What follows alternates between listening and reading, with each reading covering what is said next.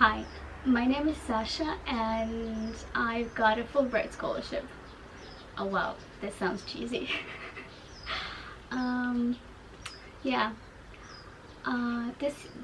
last year I applied for the Fulbright scholarship and I got it! Woo, woo. Well, yeah. I was really happy. Well, first I have to start with a disclaimer that this video is not to complain and not to brag, but rather I'm just sharing my experience and my thoughts and emotions. Yeah, and everything I've been through lately is quite challenging for me and sometimes frustrating. So yeah, and I've been keeping it a secret for a very long time because maybe not a secret, but I just didn't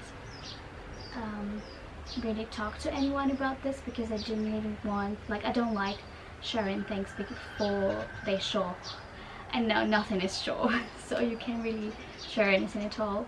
This is more about how something that seemed to be disappointing in the first place turned into a blessing, and vice versa. Yeah, so first I have to start a year ago when I got the email saying that I went through the first tour. There were several tours in the competition. So yeah, I didn't really take it seriously, the whole application process, because this one was my plan B in the first place, and I was just quite surprised getting the news that I passed through the next tour. And yeah, it was, I mean, a positive surprise obviously, but I wasn't taking it seriously until October or November 2019, when they finally announced the list of, not the list, they emailed everyone personally, but you knew that you were a semi-finalist. And not taking things seriously actually helped me to shorten this journey of waiting, because you have to wait a lot really a lot, and I'm not a patient person. I mean, I am patient, I'm very patient with other people, sometimes I'm even patient with myself, but I just can't wait. When I have to wait, just sit down and there's nothing I can do, and it just annoys me so much. It makes me anxious and nervous and everything, and I like to know things in advance, and especially after I lived in Germany, I really like to plan and know how things are going to look like in the next, I don't know, months preferably, maybe not years. It's okay, I'm not that German yet.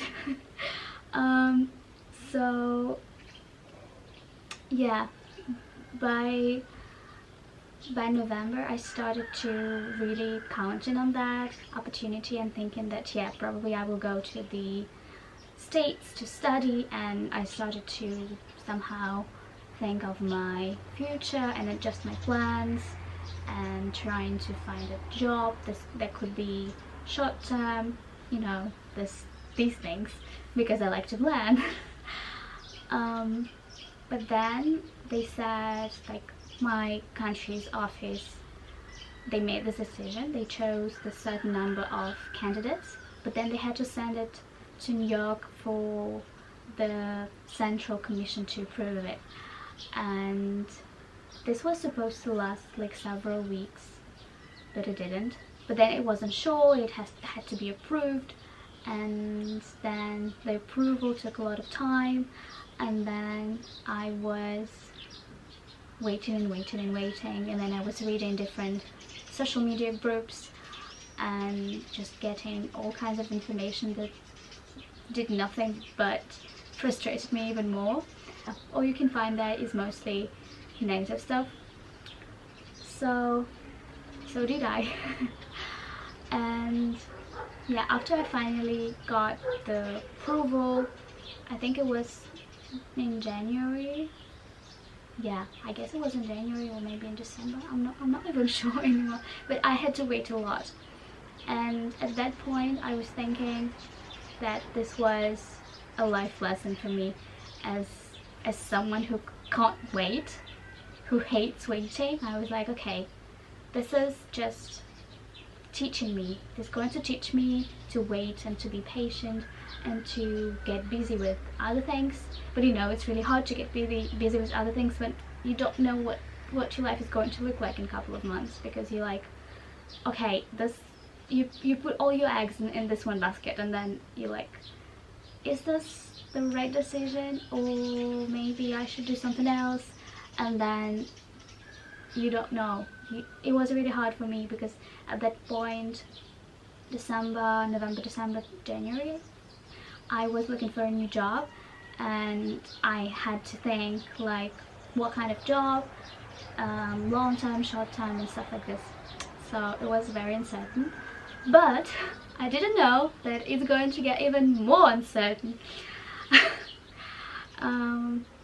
So yeah, after I got to know that I was approved, then I had to wait for my university, because as a Fulbright scholar or fellow, yeah, you cannot choose your university. You just go to the one which suits you better according to the Fulbright committee, or yeah.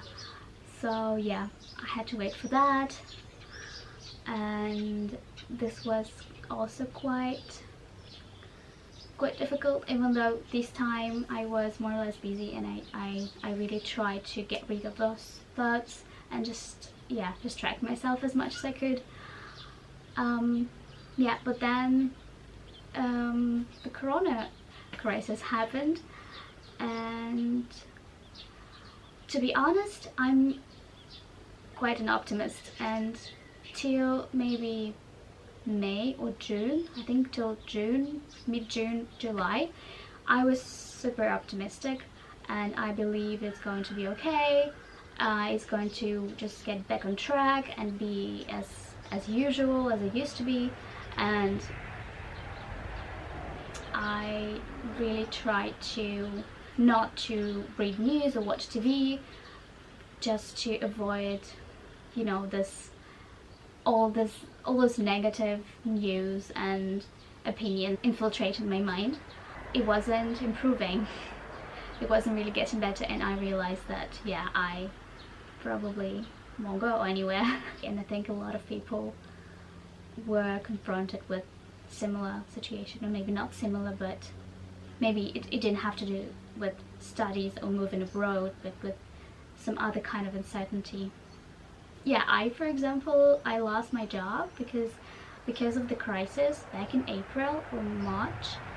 My whole department was eliminated, and everyone but one person was fired.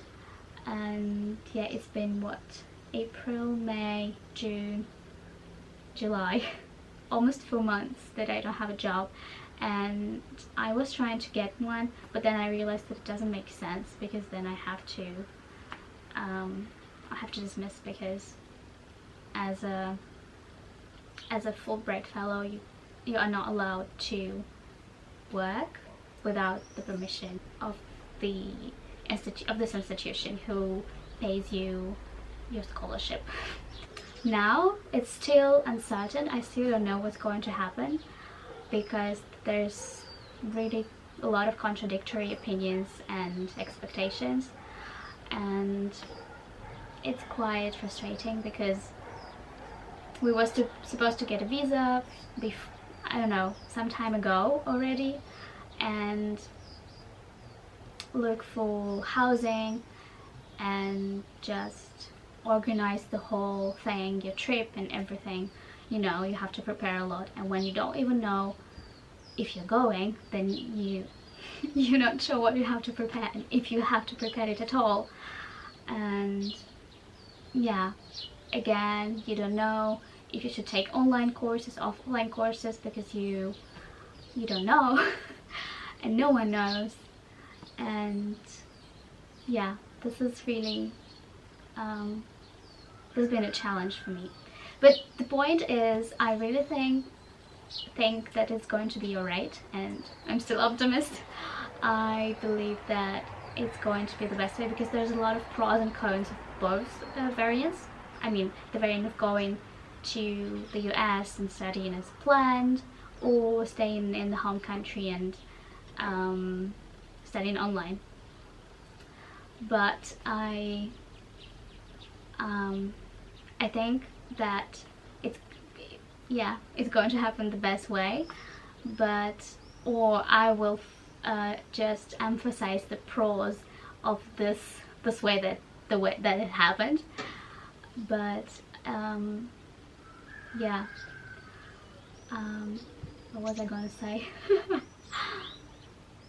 Yeah, just oh yeah, I just wanted to say, if someone who applied for Fulbright last year and didn't get a scholarship, just don't be upset. Maybe be even happy, because you avoided a lot of, maybe not trouble, but a lot of challenges, and you saved a lot of nerve cells, and you saved yourself a lot of nerves. So yeah, certainly apply one more time, because I think it's going to be better.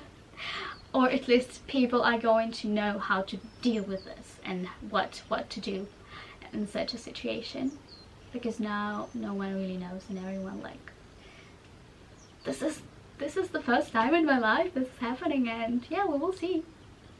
And if you're a Fulbrighter, or if you're in similar situation as me, and maybe have the same feelings, or maybe you have different feelings and maybe some insights, yeah, I'll be happy to read and communicate. Yeah, thank you, bye. So yeah.